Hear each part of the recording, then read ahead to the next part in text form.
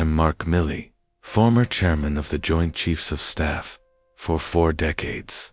I've served this nation through wars, crises, and impossible decisions. But nothing in my military career prepared me for the 3:47 a.m. call from Elon Musk. His voice was trembling with something I'd never heard from him before. Fear?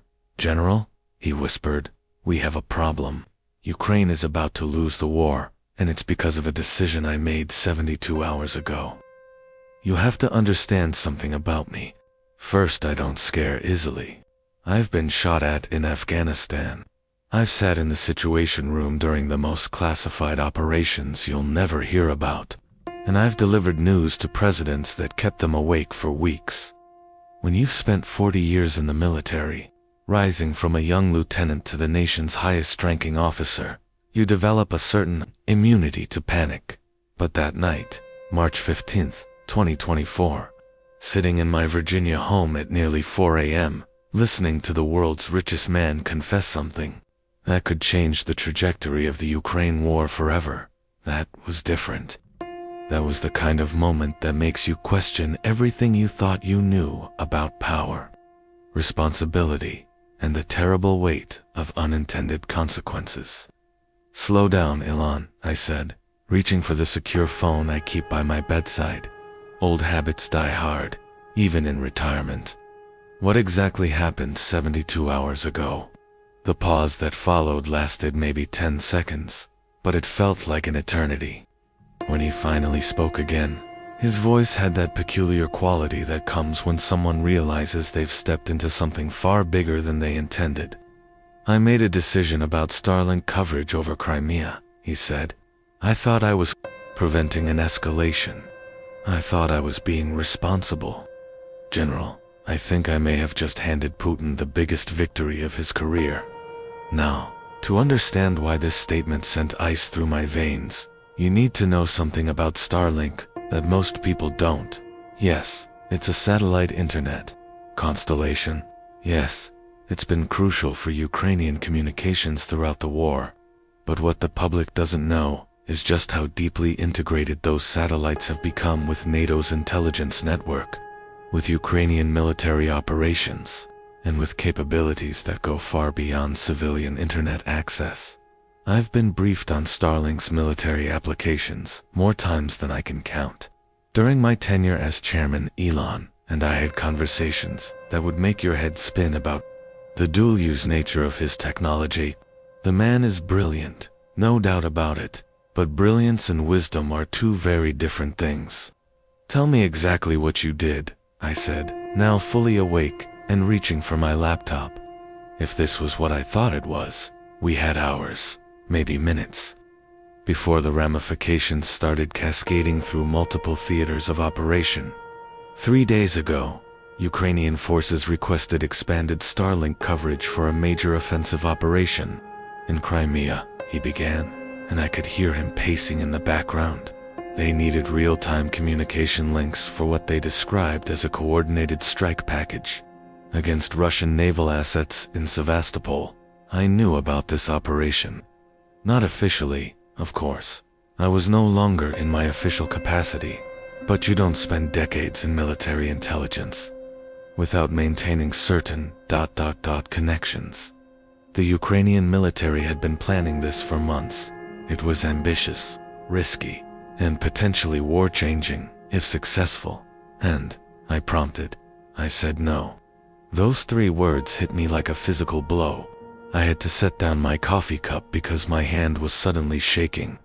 You said no, I repeated slowly, to a Ukrainian military request during an active operation. General, you have to understand my position, he said, and I could hear the desperation creeping into his voice. If those satellites enable strikes deep into Russian territory, into Crimea, Putin might see that as NATO direct involvement. He's been looking for any excuse to escalate, to justify using tactical nuclear weapons. I thought I was preventing World War III. The terrible irony wasn't lost on me.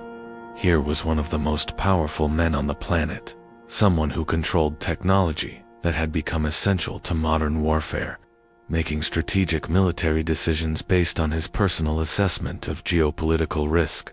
It was like having a civilian with no military training suddenly decide which intelligence reports reach the president.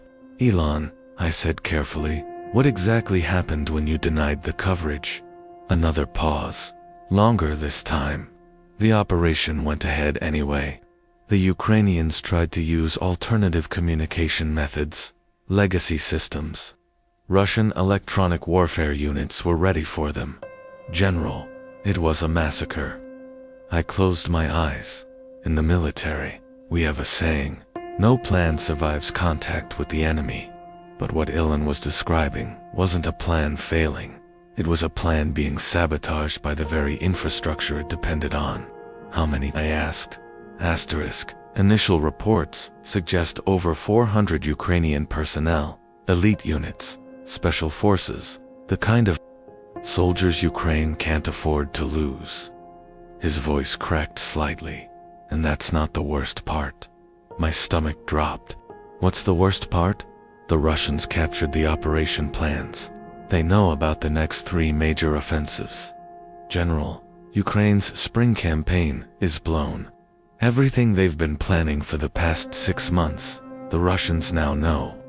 I stood up and walked to my window, looking out at the pre-dawn darkness. Somewhere across the ocean, 400 families were about to receive news that would destroy their worlds. Somewhere in Moscow, Vladimir Putin was probably smiling as he reviewed captured intelligence that would let him prepare for attacks that were supposed to be surprises. There's more, Elon continued, and I wondered how this could possibly get worse. The Russian electronic warfare systems they used to intercept Ukrainian communications, they were more sophisticated than anything we've seen before, my team thinks. They've been specifically designed to exploit the gaps in Starlink coverage, meaning they knew. They knew I would refuse to provide coverage for offensive operations in Crimea. They've been preparing for this scenario. General, I think I've been played. The full scope of what he was telling me started to sink. And this wasn't just about one failed operation, or even one man's decision. This was about the weaponization of private space infrastructure, about the blurring lines between corporate policy and military strategy, about the dangers of having unelected civilians make decisions that affect the fate of nations. How long have you been refusing Ukrainian requests for expanded coverage? I asked. This was the first major one, but, double quotes, he trailed off. But what? But, I've been gradually reducing coverage in contested areas for weeks. I told myself it was to prevent escalation, to keep Starlink from being seen as a direct participant in the conflict. General, what if every decision I made was exactly what Putin was hoping for? I sat back down heavily. The strategic implications were staggering. If Russian intelligence had managed to predict or influence Elon's decision-making process, they had essentially turned one of Ukraine's greatest technological advantages into a weapon against itself. Elon, who else knows about this? No one. Well, my security team knows about the coverage decisions, but they don't know about the operation failure or the captured intelligence. I called you because I need to know what I should do, and because I need to know if I've just lost Ukraine the war. That's when I realized why he had called me at 3:47 a.m. This wasn't just about seeking advice. This was about confession. Elon Musk, the man who had revolutionized electric vehicles, private space travel, and global internet access, was looking for absolution from someone who had spent a lifetime making life and death decisions. But I couldn't give him what he was looking for. Because the truth was, I didn't know if his decision had lost Ukraine the war. What I did know was that it had fundamentally changed the conflict in ways we were only beginning to understand. Elon, I said finally, I need you to listen to me very carefully. We're not just dealing with one failed operation. We're dealing with a complete paradigm shift in how wars are fought and who gets to make the decisions that determine their outcome. I could hear him breathing on the other end of the line, waiting for me to continue. For the past 2 years, Ukraine has been fighting a war where success or failure often comes down to technology that's controlled by private American companies. Your satellites, yes, but also Amazon's cloud services, Microsoft's cybersecurity, Google's AI.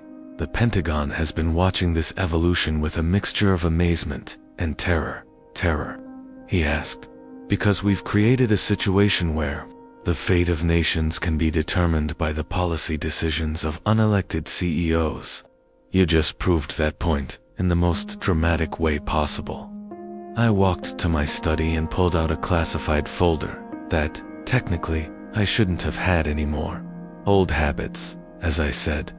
3 months ago, I received a briefing from the Defense Intelligence Agency about Russian efforts to influence American tech executives, not through traditional espionage, but through psychological manipulation, strategic information campaigns, and exploiting the natural tendency of successful people to believe they're uniquely qualified to solve complex problems. You think they manipulated me?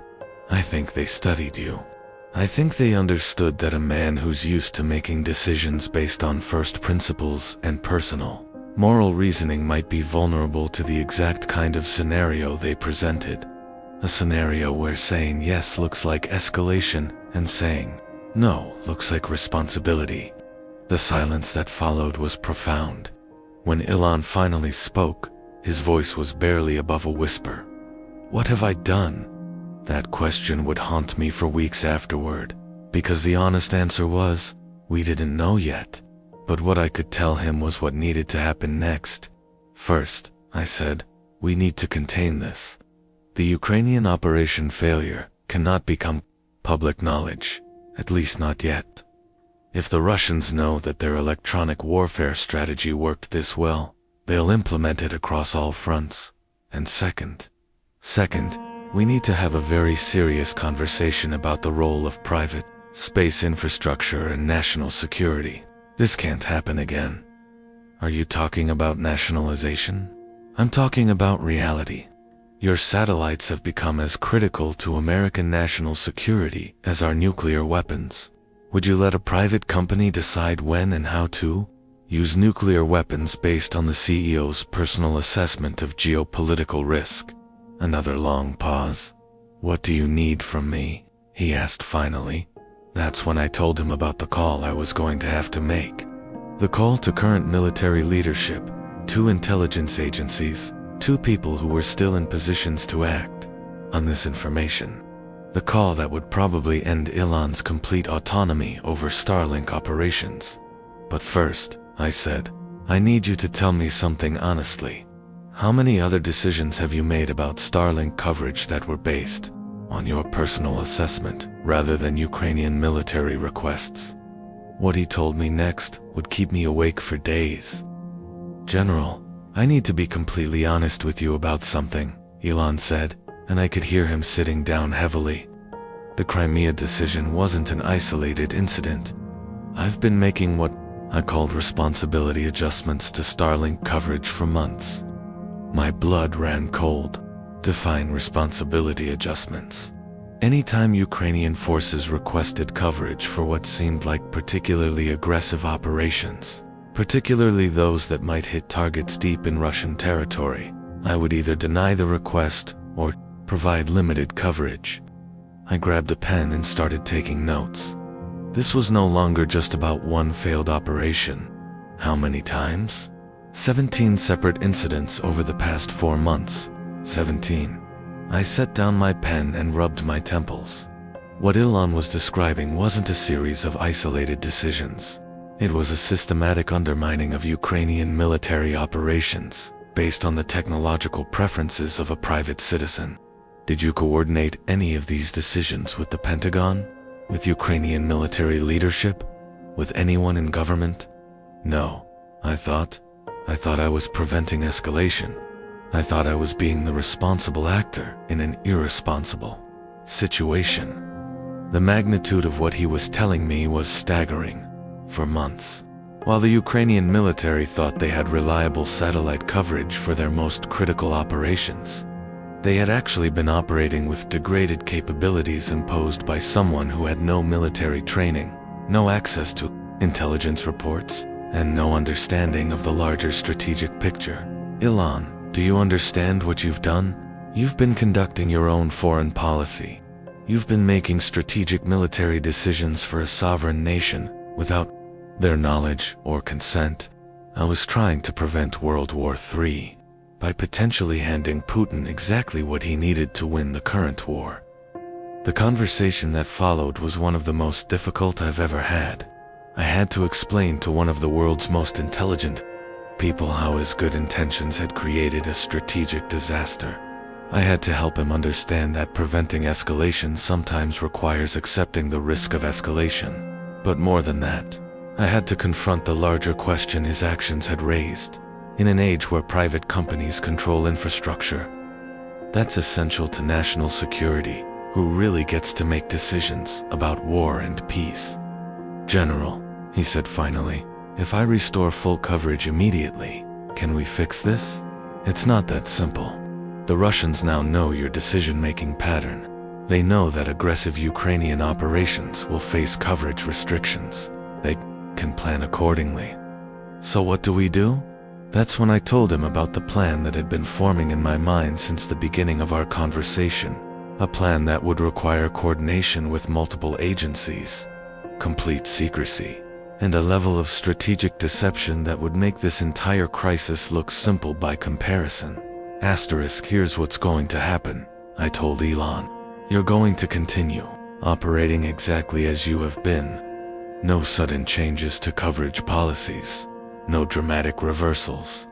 The Russians think they have you figured out, and we're going to let them keep thinking that. I don't understand. Meanwhile, we're going to implement a shadow system. Ukrainian operations that require full satellite coverage will appear to request only limited coverage. They'll submit false operational plans that suggest smaller, less aggressive missions. But in reality, they'll have access to capabilities they're not supposed to have. I could hear him thinking through the implications. You're talking about deception at multiple levels. I'm talking about turning your pattern of restrictions into a weapon against the people who exploited it. The Russians have been planning their countermeasures based on degraded Ukrainian communications. What happens when those communications are suddenly far better than expected? But how do we implement this without the Russians catching on? That's where the conversation got really interesting. Because what I was about to propose would require capabilities that existed at the intersection of military intelligence, private space technology, and a level of operational security that few people even knew was possible. Do you remember the conversation we had 2 years ago about Starlink's classified capabilities? You mean the ones I'm not supposed to talk about? Those ones. It's time to use them. What followed was a detailed discussion of satellite capabilities that I can't fully describe here, even now. But I can tell you that Starlink was far more than a commercial internet service. Hidden within its constellation were capabilities that could fundamentally alter the nature of electronic warfare, intelligence gathering, and strategic communication. The plan we developed over the next hour was elegant in its simplicity and terrifying in its implications. Ukrainian forces would continue to submit requests for satellite coverage using their normal channels. Elon would continue to refuse or limit coverage for aggressive operations, maintaining his established pattern, but through a separate, completely compartmentalized system. Ukrainian Special Operations Forces would have access to satellite capabilities that officially didn't exist. Not just internet communication, but real-time intelligence, electronic warfare support, and targeting assistance that would give them an overwhelming advantage against Russian forces who were planning their operations based on outdated assumptions about Ukrainian capabilities. General, this sounds like we're setting up the Russians for a massive strategic surprise. That's exactly what we're doing. They used your psychology against you, and against Ukraine. Now we're going to use their overconfidence against them. But what happens when they realize what we've done? That was the question I'd been dreading. because the answer involves scenarios that could indeed lead to the kind of escalation Elon had been trying to prevent. That's a problem for another day, I told him. Right now, our priority is stopping Putin from winning a war he thinks he's already won. 6 months later, as I write this account, I find myself thinking about the phone call that started it all. Elon's 3:47 a.m. confession, his fear that he had handed Putin a strategic victory, his desperate search for guidance in a situation that no previous generation of leaders had ever faced. The truth is, we're all making it up as we go along. The technologies that define modern warfare are evolving faster than the political and military institutions designed to control them. We're constantly finding ourselves in situations where the decisions that seem most responsible in the moment have consequences we couldn't have anticipated. Elon thought he was preventing World War III by restricting satellite coverage. Instead, he nearly handed Ukraine's most important military operations to Russian intelligence. Our deception operation succeeded beyond our wildest expectations, but it also set precedents that will complicate international relations for decades. The question that keeps me awake at night isn't whether we made the right decisions. In the situations we faced, there were no clearly right decisions, only choices between different types of risk and different forms of responsibility. The question is, how do democratic societies maintain control over technologies that can determine the outcome of wars? How do we ensure that the power to influence global conflicts doesn't rest entirely in the hands of unelected tech executives? However well-intentioned they might be, I don't have easy answers to these questions, but I do know that ignoring them isn't an option. The next time an Elon Musk faces a 3:47 a.m. decision about satellite coverage, or AI capabilities, or quantum computing resources, the stakes will be even higher, and the consequences even more unpredictable. The world has changed. The technologies that were supposed to make us more connected and more secure have also made us more vulnerable and more dependent on the judgment of a small number of incredibly powerful individuals. That phone call from Elon wasn't just about Ukraine, or Starlink, or one man's attempt to balance competing moral imperatives. It was about the future of human conflict in an age where the most important battles are fought with tools that most people don't understand, controlled by companies that operate beyond the traditional boundaries of democratic oversight. We succeeded in preventing Putin from winning that particular battle. But the war for control over the technologies that will define the next century has only just begun, and next time we might not be so lucky. The congressional hearings began 3 weeks later. I watched from my home as Elon testified about decisions that had seemed clear and necessary in the moment, but appeared far more complex under the harsh lights of public scrutiny. The questions were predictable. Who gave him the authority to make strategic military decisions? How long had the government been coordinating with private companies on military operations? What other capabilities existed that the public didn't know about? But the more interesting questions came from unexpected directions. European allies wanted to know whether American tech companies were making similar decisions about coverage and capabilities in their regions. Chinese officials demanded explanations for what they characterized as the weaponization of commercial space infrastructure. Even Ukrainian officials found themselves in the awkward position of defending a deception operation that had helped them win battles while undermining trust in their technological partnerships. The long-term consequences are still playing out. Starlink operations are now subject to oversight from multiple government agencies. Other satellite companies have found themselves under similar scrutiny. The entire relationship between private space infrastructure and national security has been redefined, but perhaps most significantly, the nature of modern warfare has been fundamentally altered. The Russia-Ukraine conflict demonstrated that wars are now fought as much in the digital realm as on traditional battlefields, and that the companies controlling digital infrastructure have become de facto participants in military operations, whether they intend to or not. Putin, for his part, learned valuable lessons about the vulnerabilities of decentralized technological systems. Within months of our deception operation being exposed, Russia had developed new strategies for dealing with private space infrastructure, strategies that involved direct threats against commercial satellites and their operators. The Cold War concept of mutually assured destruction, it turned out, applied to space-based internet as much as nuclear weapons.